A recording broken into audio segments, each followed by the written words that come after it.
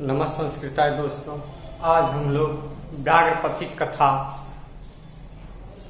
का वस्तुनिष्ठ प्रश्न का अध्ययन करेंगे। चलते हम लोग वस्तुनिष्ठ प्रश्न की ओर। तथा व्याघ्रपथिक कथा हमारी संस्कृत पाठ्य पुस्तक की कौन सी विधा है? यह क्या है? यह कथा है, कहानी। कौन सी विधा है? कहानी। अब कथा व्याघ्रपथिक कथा कहाँ से संकलित है? कहाँ से संकलित है? हितोपदेश नामक नीति कथा ग्रंथ के मित्रलाभ नामक खंड से। कहां से लिया गया? हितोपदेश नामक नीति कथा ग्रंथ के मित्रलाभ नामक खंड से। अब हितोपदेश किसकी रचना है? किसकी है? नारायण पंडित। नारायण पंडित की रचना है हितोपदेश। अब है व्याघ्रपथिक कथा के रचनाकार कौन है? कौन है? नारायण पंडित।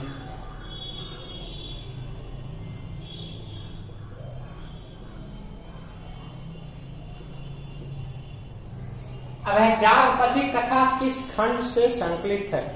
किस खंड से संकलित है? मित्रलाभ। मित्रलाभ नामक खंड से संकलित है। अब है व्याघ्रपथिक कथा किसके दुष्परिणामों को प्रकट करता है? किसके दुष्परिणामों को प्रकट करता है? लोभ। लोभ के दुष्परिणामों को प्रकट करता है।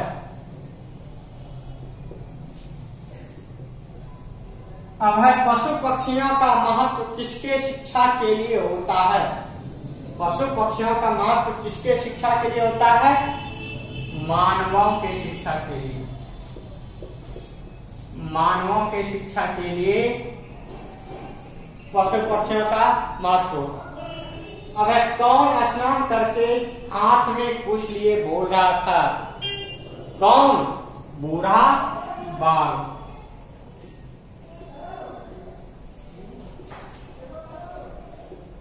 बूढ़ा बाघ स्नान करके हाथ में कुछ लिए बोल रहा था। अब है कौन लोभ से आकृष्ट होकर बोला भाग्य से ही ऐसा संभव है? कौन बोला? पथिक।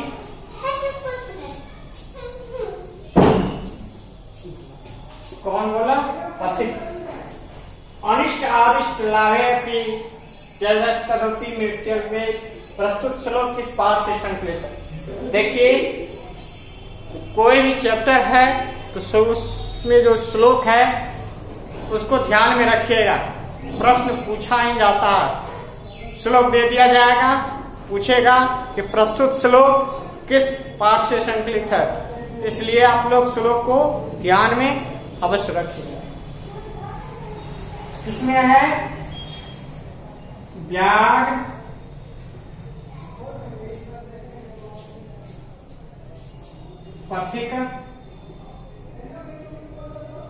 कथा।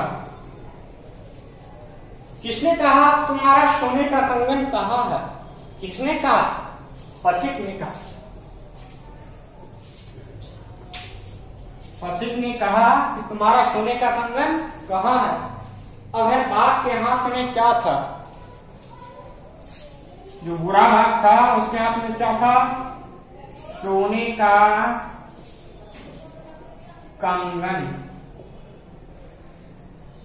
दुराचारी कौन था? कौन था दुराचारी? बुरा बाघ। बुरा बाघ दुराचारी था।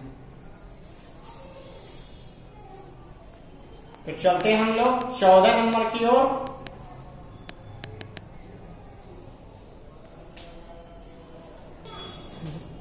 चलते हैं हम लोग 14 नंबर की ओर। कहता है बुरा बाघ क्या देना चाहता था? क्या देना चाहता था? सोने का कंगन। सोने का कंगन बूढ़ा बाघ देना चाहता था।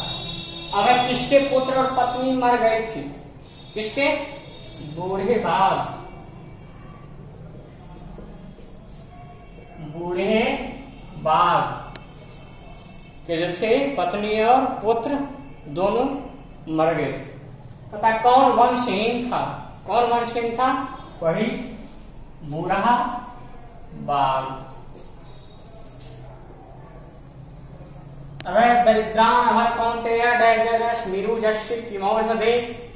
प्रस्तुत श्लोक किस पाठ से संकलित है? किमौषधे किस पाठ से संकलित है? व्याघ्रपथिक कथा।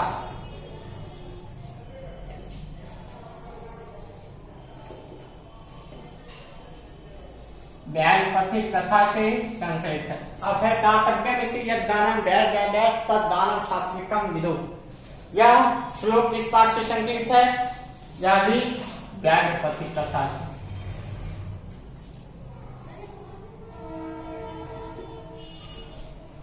व्याघ्रपथिक कथा। अब है लोभ से आकृष्ट होकर कौन स्नान करने के लिए प्रवेश किया? कौन किया?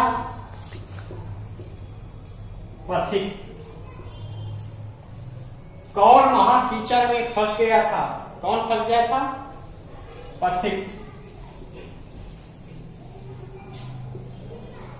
अगर अवशेन्द्रिय चित्तानाम डैश ज्ञानम भारत क्रिया विना जो श्लोक है किस पाठ से संकलित है? यह व्याघ्रपथिक कथा से।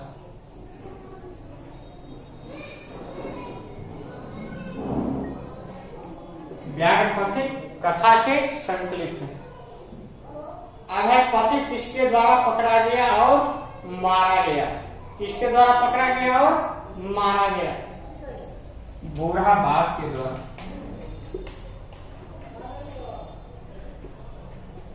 बूढ़ा बाघ के द्वारा पकड़ा गया और मारा गया। अब कहता है व्यवहार के बिना कौन बोझ के समान होता है? हम लोग पढ़े थे ज्ञानम भारम क्रिया बिना। कौन? ज्ञान। व्यवहार के बिना जो है ज्ञान बोझ के समान होता। अब पथिकसा मिलतो यथा। यह जो श्लोक है किस पाठ से संकलित है? यह व्याघ्रपथिक कथा से।